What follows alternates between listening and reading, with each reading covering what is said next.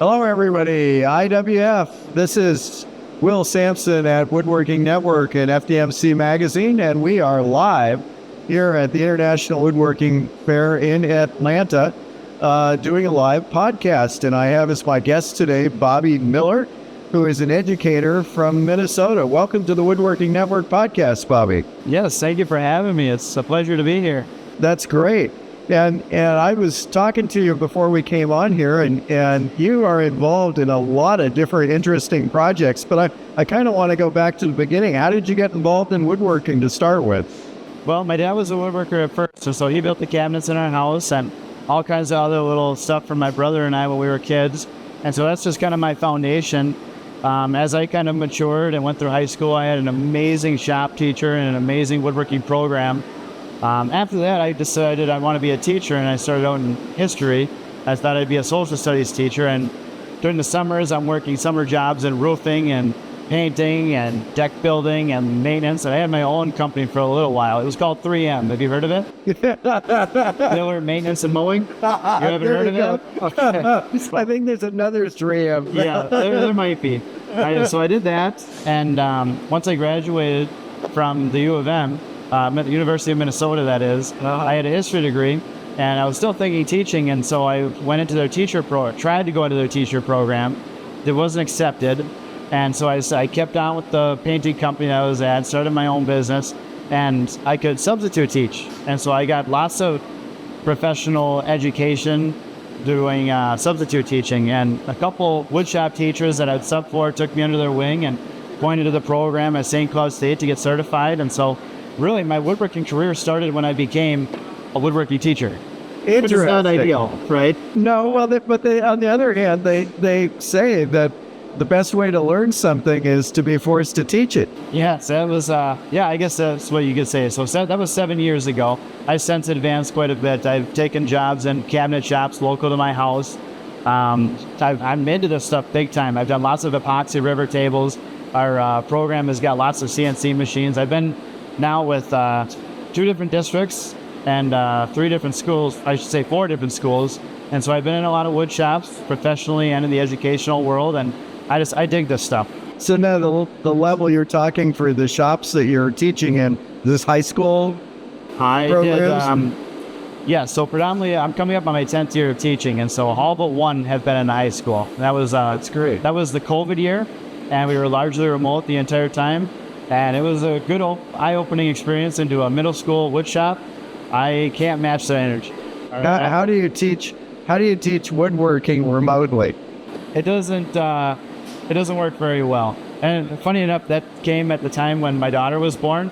And I say it wasn't good for any of the kids except one, my kid. So I was home. I actually did a lot of cool projects in my garage, but then it got to the point where it wasn't really fun for the kids to watch me have the fun. And so I stopped doing some of the videos. I tried to put more CAD involved, and that's hard too when you've got just a Chromebook as far as what the kids have access to. So it's Tinkercad, it's watching some of the demonstrations on some of the larger softwares. It wasn't a good thing. It wasn't a good time for the woodworking education industry, if you ask me.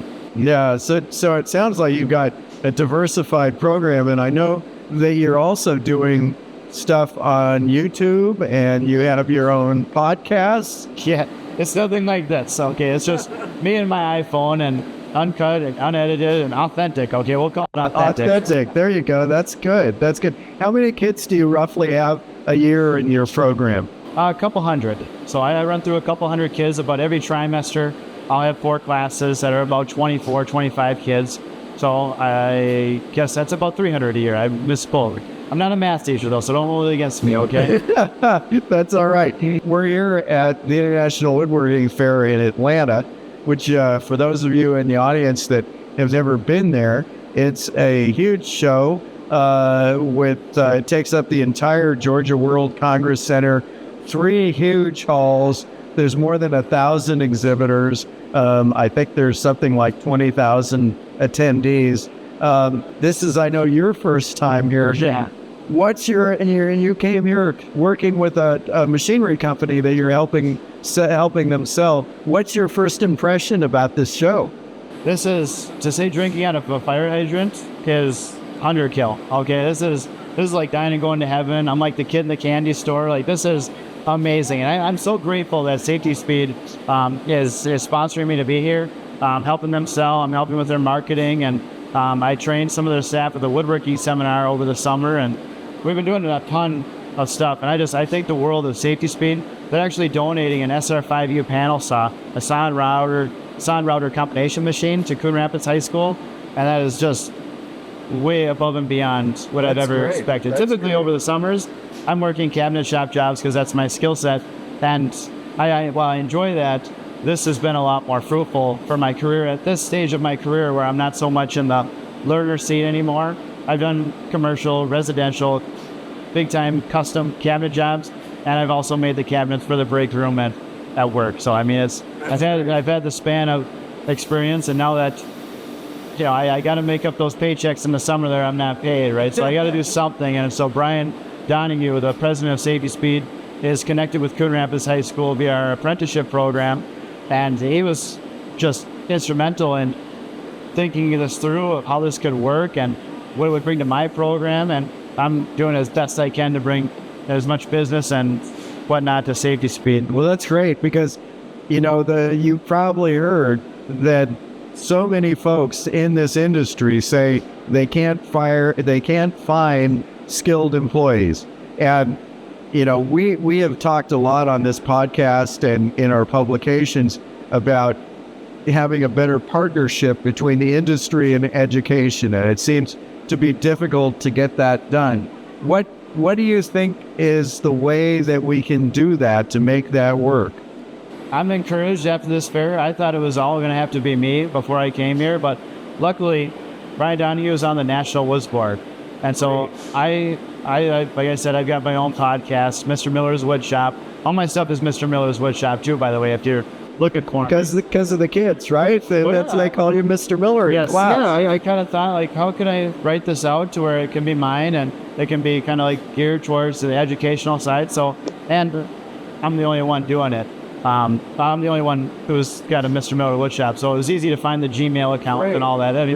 I'm not trying to have lots of extra work for myself, but to get back to your question, like, I was so encouraged when I went to the National Woods Boards Conference, one of the educational pieces here at IWF, and I was actually stewing the entire time because as the presenter was going, Tom was his name, I am just like jumping in my seat because on one of my first podcasts, I talk about my mission and vision and the presentation that Tom gave for the National Woods Board. Thomas Allott, who is the chairman of the board for the National Woods Board. Yeah, and he's also an educator at Stiles University.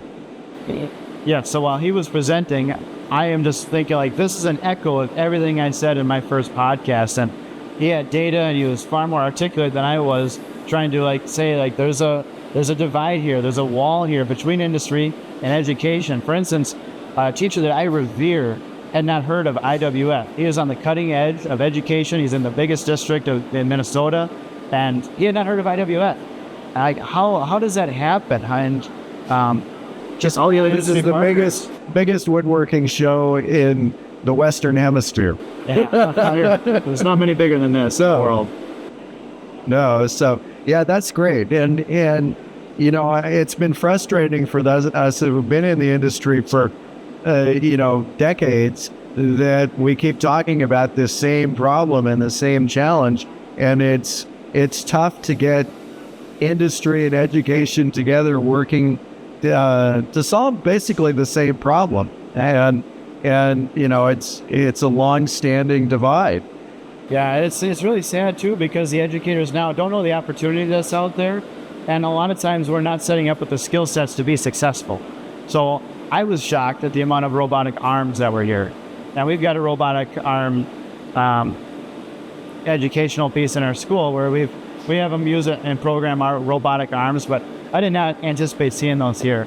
So that's just one thing that just floored me. Oh, they're all over the place here. Yeah. In fact, I was watching yesterday a company called Lalinge from Sweden was demonstrating a robot that was assembling a complete cabinet box all by itself with no glue, no fasteners, using a joinery system, kind of like what's used for flooring, for laminate flooring. Sure. And it would, in a minute, it would put the box together and then pick up the completed box and set it aside or stack it and get on to the next one. In a way, that's kind of sad because that's a problem caused by the shortage of skilled labor. Right. So I'm encouraged to see that, but also kind of bummed. But I Well, don't think I think, people get scared about automation. They say, oh, it's going to take jobs. It doesn't really take jobs. It adds opportunity. It takes away menial jobs and repetitious jobs that most people really don't want to do anyway.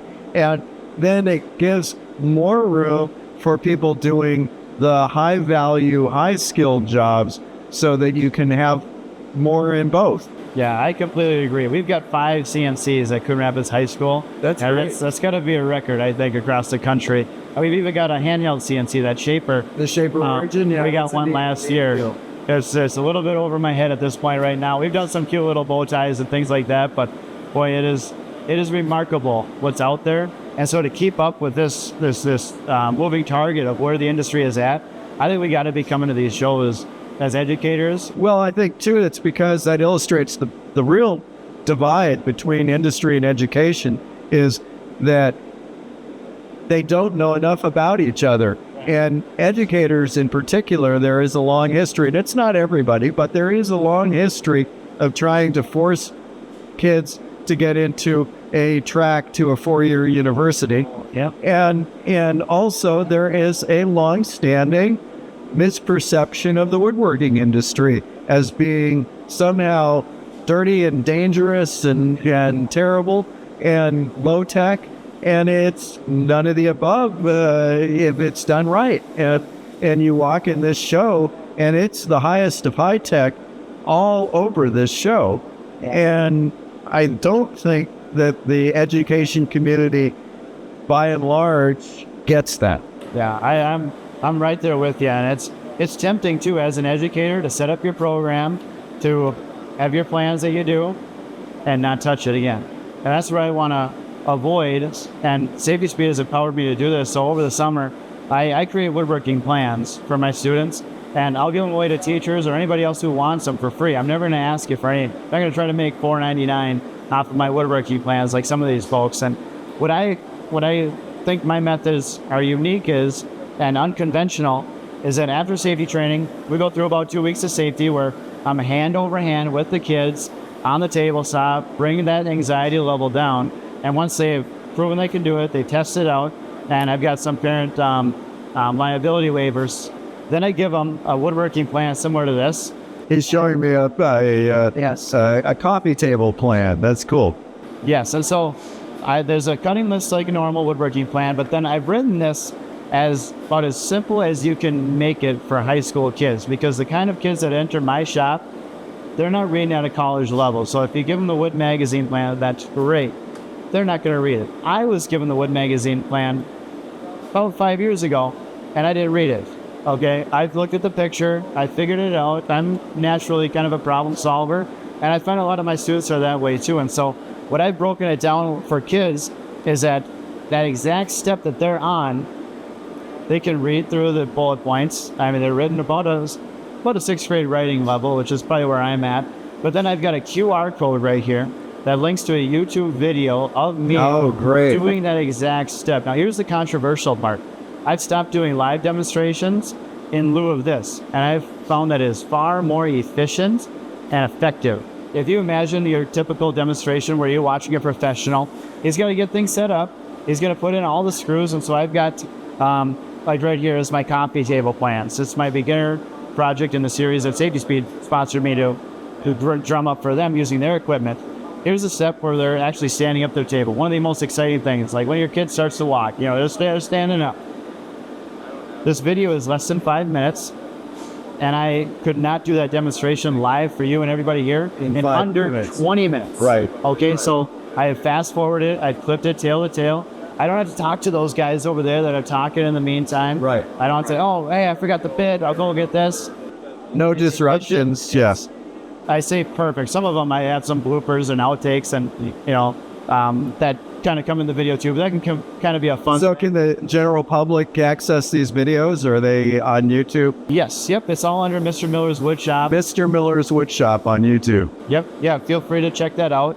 And I'm a rookie at this as far as the online world and trying to create a presence. But I feel like I'm a decent woodworker. And so I've started editing these videos so they are short, so they are to the point. And I find that this works in my class because now that kid that is ambitious, that wants to work ahead, doesn't have to wait for the rest of the class to get through what they need to get through. So when he's ready or she's ready, watches a video. A lot of times I tell them, watch it at home. And then when you get here, just right away. And in the videos, I'll tell them where the screws are, where the jigs are, where the patterns are in the room. So it is kind of specific to my shop, but I'm not opposed to anyone else using this method. And I've talked to a couple other teachers that do this method. They're just kind of hush-hush about it. I almost lost my job doing this because they looked at this, oh, you can't be doing it this way. You got to give live demos. And it's not like I'm kicked up in my office drinking coffee. I'm fixing equipment that's broken. Right. I'm helping kids that are scared. Right. I'm dealing with behavior issues like everybody. You can pay closer attention to all of your students. This method, I've cloned myself 30 times for all the kids in the classroom. Each time they want to go to the next step, they can. Now, I'll have some stop signs and things like that before they rip it on the CNC. But at that point, I don't, sometimes it's cheesy. Like I want them to watch the videos, so I won't ask them like, okay, what is your datum level? I'll ask them, what color was my shirt in the video? Or what song was playing in the background? Then a lot of times I'll mention that in the video too. Like, remember, I'm wearing a red shirt right now. Go Cardinals. Red, Cardinal red. Right. And so they kind of pick up like, okay, so they don't have to go back unnecessarily. That's the test. I'm trying to be as little of a gatekeeper as possible. Once they're through safety, I'm big on safety. I'm 10-finger club member for life. They do not ever take their safety glasses off in my shop. I tell this story too about how I was shot with a nail gun in the shoulder taking attendance. So I don't care if you're just sitting down doing your math homework, you're gonna wear your safety glasses in my shop. Because if I can get shot in the shoulder with a nail gun taking attendance, something like that could happen to you too. Now tell me, do you have, we're talking about trying to get kids to get to a level that they can be productive employees in industry. Do you have any success stories to share of kids that have gone through your program and have actually made a career of this or started a career or just even got a job? Yep, I got 3 stories I can tell you. So a classmate of mine is actually the number 2 at Lakeside Cabinets, our cabinet shop up by where I teach up in Minnesota. And he's the number 2 there, and he's only a couple years older than me, so he's not that old if you ask me. And he's got a wife and kids. He's got a comfortable life, and we go and tour their shop a couple times every couple of years. And it's phenomenal to see what's going on. They got a lot of the equipment that you see here, and so when I can bring kids to their shop, see a classmate of mine makes it enjoyable for me, and he can give back to the program as well. And it means by shutting down production for a couple hours while we pass through. And then I've got a couple of kids that have started their own business, and they've revealed to me that they didn't need all these other programs and all these other required classes. The class that made the most difference was mine. And I'm not trying to brag or anything, but I go through safety, bill of materials, how to build, and I also talk a little bit about how to market yourself. Once they were done, I'm also a graphic design teacher too, and so I've put up this cheesy little thing where I want you to draw yourself up an ad, a magazine. Oh, that's a great idea. For your end table, for your entertainment center, for your rocking chair, whatever you built. Okay, make a magazine cover for it. And some kids really do a good job. Sometimes it's just a picture of their stuff. No, but it gets them thinking in that direction too. That's great to introduce those levels because, I tell people that most of the people that go into woodworking go into it because they like to make stuff, not because they intended to make a lot of money in a business. Yeah. And they need to learn those business skills to be successful and survive. The last story I'll share on one of my former students. He went through my whole program, And he was like, where do I go next? And I gave him several employers looking, but his folks really wanted him to go college route. And so they compromised with St. Paul College. They have a cabinet making program there. And we actually toured there a couple of years ago after he graduated. And it was great. We were in their shop. He wasn't actually in the class at the time, sadly, so I wasn't able to connect. But I found his locker where all his stuff was stored and his tools and whatnot. And I tested it, and it was open. And so I just trashed the thing. And then I wrote, it's good that I wrote something about, like, it's great to see you being successful, because the teacher had nothing but good things to say about him.